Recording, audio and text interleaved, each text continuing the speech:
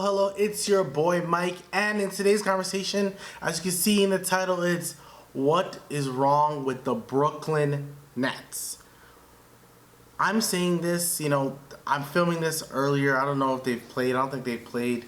Right now, they're like 1-5 with the Brooklyn Nets. I don't want to dive too much into it. I just wanted to share my quick opinion. But before I do, make sure you comment, make sure you like and subscribe. Tell me what you guys think about the Brooklyn Nets. I'm very curious to see what you guys think about them.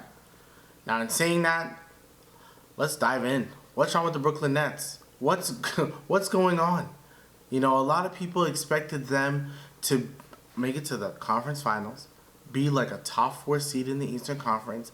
They expected some breakout season from Ben Simmons. None of that's happening. But I didn't expect that.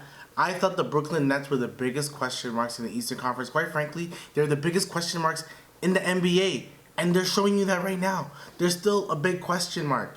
Let's dive into the big three. Let's only talk about them. Because at the end of the day, their bench hasn't been that good this year. I think a lot of cases because Seth Curry just came back from, I think he had a knee injury. He's not healthy. And we saw in his last game, he didn't play well at all. But he will get better, I'm pretty sure. So will Harris. He'll get better. They still have Patty Mills. They still have TJ Warren, who hasn't played at all. I think some people are expecting him to come back good, but who knows? We're probably not going to get no bubble TJ Warren, but I'm pretty sure he wants to play himself into a better contract coming next season. That's what my thought process is. But let's talk about the big three. We can dive into what's going on with Kyrie. We can say, his anti-Semitic, words, hurt a lot of people. At the end of the day, they were wrong. He was wrong. He wasn't right in what he said. The thing a lot of people are saying, and I saw that Richard Jefferson said this, at the end of the day, you said what you said, you apologized for hurting people, but the tweet's still there. Close the tweet. Delete the tweet. At least delete the damn tweet. He's had a pretty good season. But what people are questioning more is he focusing on his outside views more than the NBA? Is the team focusing on Kyrie's outside views more than what they're doing on a game-to-game basis? I don't know. It sucks. But when we're talking about Kyrie's game, he's actually had a pretty good season. Actually, a really good season. So, it is what it is. Now, when we talk about Ben Simmons, it's pretty simple. He just came back from a back injury. Honestly, a lot of mental health things that he was going through during his time with the Philadelphia 76ers. So, to me, give him some time. It's still very early in the season.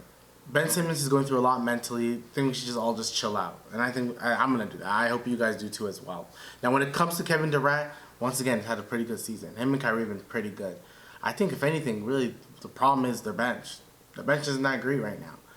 They're not making the team better. So Kevin Durant can do what he wants, and it's the fear. No one is scared of the Brooklyn Nets. The media has talked about the Brooklyn Nets as if they're the next juggernaut team for the past few years, them and the Clippers, and nothing's really happened for either teams. Yes, the Clippers may have made it to the conference finals, but nothing's truly happened. Now, in saying all that, with the Brooklyn Nets, they've done nothing. We can keep talking about the fact that, if Kevin Durant had a smaller shoe size, they probably would have won the NBA. No, that didn't happen, okay? There's so much what ifs in the NBA. It's just, we can always go with this. Every championship has a what if. Everything we can talk about has a what if. It's just one of the what ifs. It's move past it. It is what it is. At the end of the day, they didn't win. They haven't really done much. They can still overcome and make it to the playoffs. They can make it to a play-on. They'll still be one of the most scariest teams in the NBA if and when they make it to the playoffs. They really would be. At the end of the day, a lot of people still thought that they were going to beat the Boston Celtics. If they didn't, Boston swept them. Like I said in my last video about the Brooklyn Nets, it's a question mark. They are a question mark. There's just nothing that we can say is phenomenal about the team besides Kevin Durant, and there's nothing we can say that's really bad about the team. Now, I know what a lot of people are going to do. They're going to blame, Steve Nash. Steve Nash may not be on this team much longer. He may not be coaching his team past, their Thanksgiving. I'd probably give it until, the end of November. If they don't have, a sub 500 or just a 500 record, or even, a game behind 500, yeah, Steve Nash is gone. Because a lot of people are going to blame Steve Nash. When you have a talent like a Kevin Durant, like a Kyrie Irving, and even a Ben Simmons, people are going to expect more. And people are thinking that's the game management from Steve Nash that just isn't good enough. Now, I still haven't discussed what I truly think is wrong with the Brooklyn Nets. What I think is wrong with the Brooklyn Nets. And, this is this is just the truth to me. This is my truth, and I'm gonna just say it. They had no leadership. They don't respect Steve Nash enough. I think they did, but I think that's gone. I don't know what happened there. That's gone. I think it was gone the moment Kyrie had said that, when it comes to coaching the team, they don't really need a coach. Kyrie will coach the team. Kevin can coach the team. I think at the time it was like Harden can coach the team. It could be Steve Nash sometimes. That blatant, honestly, it's disrespectful. I hope Kyrie kind of sees how it is, how it was disrespectful. To say that you have a coach, but you really need to be coached is kind of weird. Why would you say that? I think that hurts the team. Then people don't respect. At the end of the day, Cam Thomas, when it was the summer league, they spoke about Steve Nash and he pretty much rolled his eyes. He's a rookie. This is his second season, and he's rolling his eyes at the coach. So clearly, he doesn't respect the coach. He obviously probably respects the coach, but doing things like that, actions like that, don't help. They're not showing him much. What happened there? It's not good. It's not good from a viewer's point of view, the Brooklyn Nets point of view, the ownership point of view. It's not good anywhere. So at the end of the day, they don't have a true leader. A lot of organizations have a leader. Sometimes the team just sucks. I'm gonna talk about the LA Lakers eventually. They just suck. Yeah, the Lakers just aren't good. That's it. The Lakers just aren't good. But when it comes down to it, when it comes down to the Brooklyn Nets, they don't have no leadership. Kevin Durant, and we can all say, and I've said it, and then a lot of people have said the same thing, he has not led a team by himself.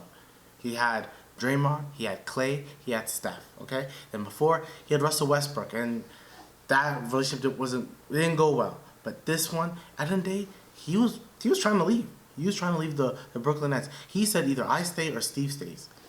What? Once again, it goes back to what I just said. They do not respect Steve Nash at all. They really don't.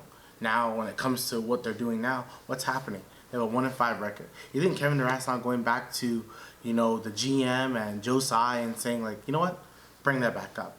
That's why I truly think if I had to make a bold prediction, I thought about it then, Durant's not staying on this team. He's just not. I think he's going to Phoenix. I think the writing's on the wall. Kevin Durant's going to Phoenix. I see it hit after January. Once DeAndre Ayton's contract is eligible to be traded, he's getting traded there. That's how I see it. Or it's going to be like a 3-team swap. I think Brooklyn should just, they don't have the draft pick, which kind of sucks. I think Philly has this year draft pick, which would be crazy if that were to happen. But all in all, I just don't see it happening for them. This is not it. The Brooklyn Nets just aren't good enough. They're not good enough. I always said there's a lot of teams I think they're better. I think Philly's better. I think Boston's better. I think Milwaukee's better. Those two teams are already better.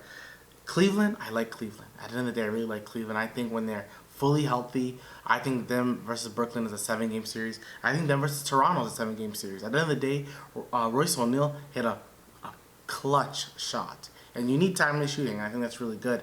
But if Durant's giving you 37, Kyrie's giving you 37 a game, but Ben's not really giving you much, it sucks. I do think Ben Simmons will be fine. I do think so. But who's leading this team? What leader do they have? Who's their veteran leader? Is it Patty Mills? I think Patty Mills even knows his team's struggling. You had Goran Dragic look at this team and go I'm going to leave this team. Even Goran Dragic, who the Raptor fans, because I'm a big Raptor fan, wasn't a big fan of, right? And he wasn't a big fan of Brooklyn. It tells you something.